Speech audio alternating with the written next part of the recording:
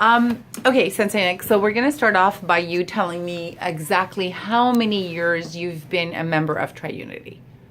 Oh, jeez. I think it's been like 10 or 11 years right now.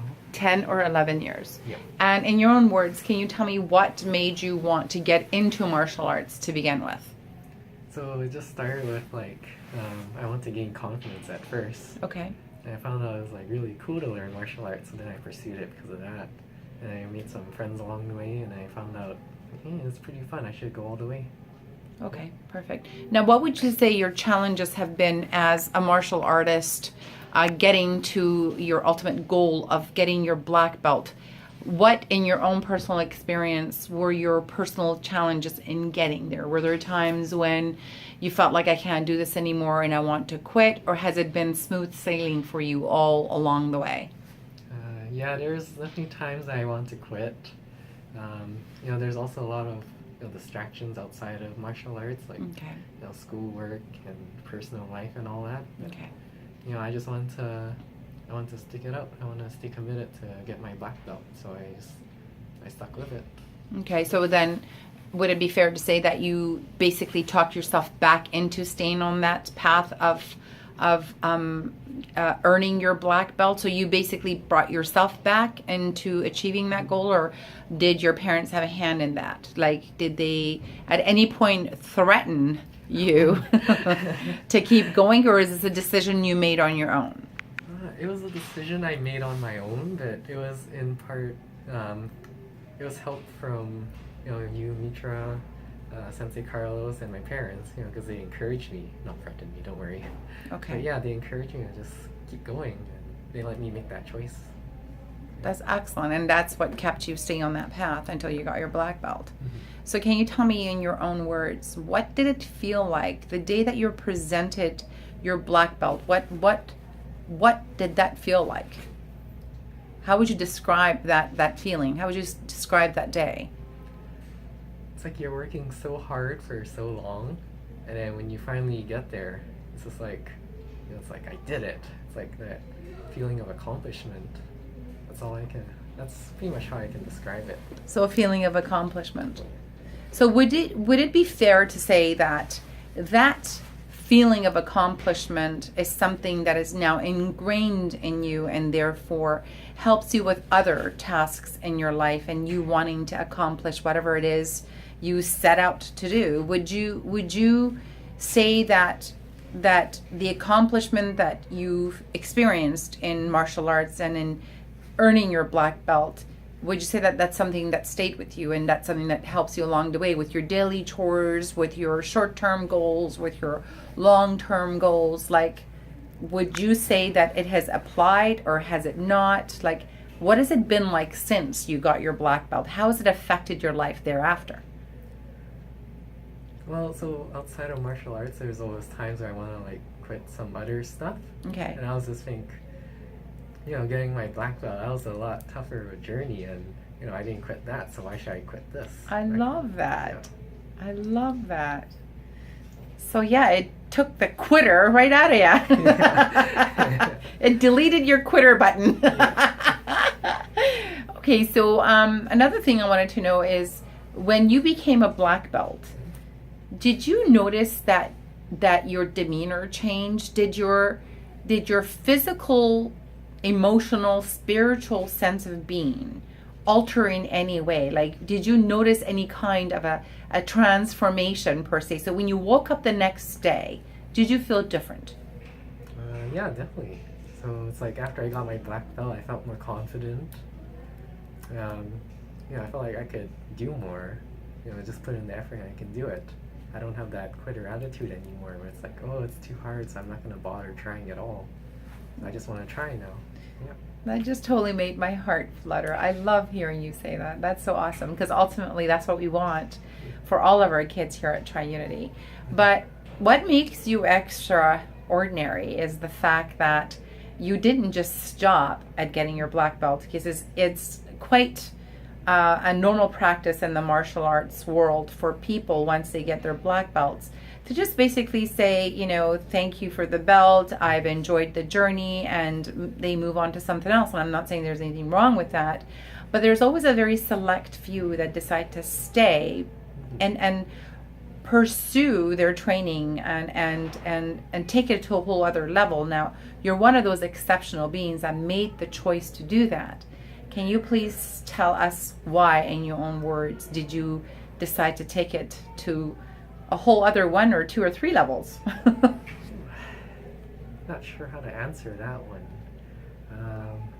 So this may seem a little off topic at first, but from white to black, you're kind of training yourself. It's more about building yourself. Right. But then after that, you have all this knowledge. And it's like, what are you going to do with it? You want to give back. And you want to help people train themselves as well, so they can build themselves up as well. And that, in my personal and professional opinion, makes you a true martial artist. It makes you a leader. And that's the path that you chose for yourself. You chose the path of a teacher, a leader, so that you can, in essence, give that knowledge, not give it back, but to share the knowledge that you had earned, because it's through the giving of that knowledge that we become masters of our arts. No matter what art we are, involved in, or what art is a part of us, if we don't share it, that flame will die, and 1 year would lead into another, and next thing you know, somebody will say, "Can you show me kata number 1?" You'd be like, what's that? So, I love and appreciate the fact that you have chosen the path of leadership, and that you chose to stay and to share, your invaluable experiences and knowledge and techniques with all the little wee ones that all look up to you. And what I love is you were once in their shoes. Yeah. You were once on the other side as a little wee one looking up at your senseis, and here you are. So you know that I personally am extremely proud of you, and I know Mom and Dad are, and to say that Sensei Carlos is proud of you would be an understatement, because I can't imagine what it would be like for him, Sensei Nick, as your sensei, to see his student now become the teacher. So that's pretty amazing. So in your own words, first of all, what rank are you now, Sensei Nick? What rank have you achieved? Check. You have to look at it. That's hilarious. 3rd Dan black belt. 3rd Dan black belt. And you started off as a snotty-nosed little white belt. That's awesome. So for kids and parents that are seeking out to put their children in a martial arts discipline, and I emphasize on discipline because both you and I know this is not an activity. So what advice would you give parents and children that are looking to put their... Actually, what advice would you give parents that are looking to put their children in a martial arts discipline? What advice would you give them? Ooh, that'd be a tough one. You have to give me some time to think about that. I'm No not problem. really sure. Okay, then what advice would you give kids that are in the midst of earning their black belts or halfway there, and that they might be challenged with the same things that you were challenged with, life, school, personal stuff? What advice would you give them, in terms of sticking it out so that they can earn their black belt? What would you say to them? So I know there's gonna be a lot of stuff that comes out for you guys, like school and stuff, but you have to learn how to prioritize. You have to ask yourself, is getting your black belt important to you? And for me, that answer was yes, so that's why I stuck it through. But for you guys, you have to ask that question for yourself. We can't ask that for you. So yeah. That's an excellent point, because ultimately, if we can't narrow down our own personal why in terms of why it is we're pursuing the path of a martial artist, a black belt, a 1st degree, 2nd degree, a sensei, we have to initially kind of do a little personal check-in and ask ourselves, why is this important to me, and why should I continue staying on this path? No matter your age, if we ask a 7-year-old, why are you doing this, and their answer is, because my mom is forcing me to, then it's time that we sit down as leaders and relieve that poor child of feeling like they're imprisoned in something that's not resonating with them, because the reality of pursuing martial arts on any level is that light, that passion has to be in our hearts first, so that when we're involved in the discipline, it can get fanned by the senseis, by your peers, by your martial arts brothers and sisters, by the environment that the dojo provides. All of those, I believe, are very important factors in terms of helping an individual pursue their dream of one day getting their black belt. But if it doesn't resonate with us, then no excuse in the world, no reason in the world is going to help us get there. We'll just die out. So I love the fact that you made that point earlier, is we have to ask ourselves, how important is this to us?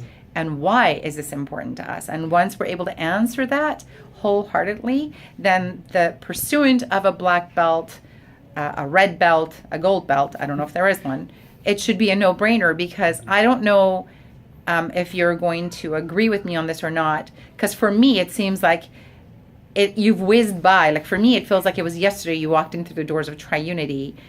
It feels like time has just flown.